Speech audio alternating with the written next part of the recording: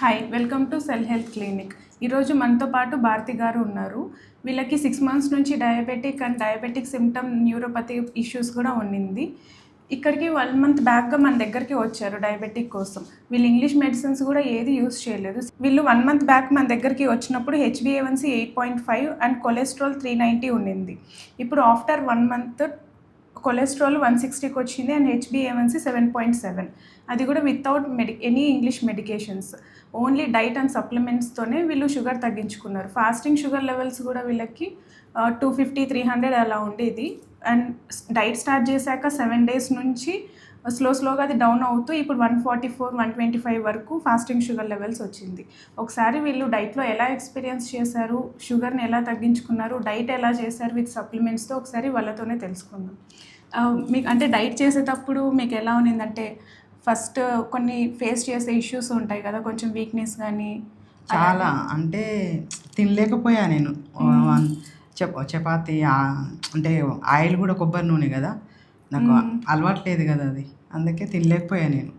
కానీ ఇక తప్పదు, ఇక తినాలి అని ఇక తప్పకుండా తినేసి ఇక 2-3 రోజులు, వారం 15 రోజులు చాలా నీరసం చాలా ఉండేది.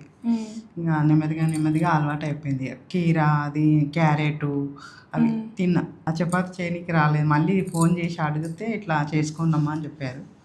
అలా చేసాం. 15 రోజులు ఆ పౌడర్ వాడాం. తర్వాత నేనే ఇంట్లో చేసుకుంటున్నా చపాతి.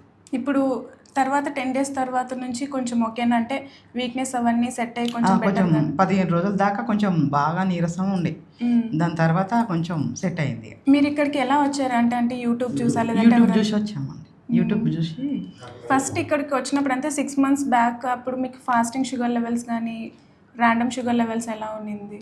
అంటే 250 వచ్చింది. ఇక్కడ వచ్చే ముందు చేయించుకొని వచ్చాము. 250 ఉంది. అంటే ఇప్పుడు స్లోగా మీరు ఇంట్లో చెక్ చేసుకుంటున్నారు కదా? 10 daysకి ఒకసారి, 10 daysకి తగ్గింది చాలా. 10 daysకి ఒకసారి చెక్ చేయించుకున్నాం. 20 daysకు మళ్ళీ రిపోర్ట్ తీసుకొని ఇక్కడికి వచ్చాడు మా వారు. మీకు ఇంకా అదొక మోటివేషనల్ కదా, తగ్గుతూ ఉంటే చేయాలనిపించింది. ఇంకా మళ్ళీ ఏం తినాలన్నా కూడా అసలు ఇక తినలేదు. ఇక నేను అన్నం తినాలనిపించింది.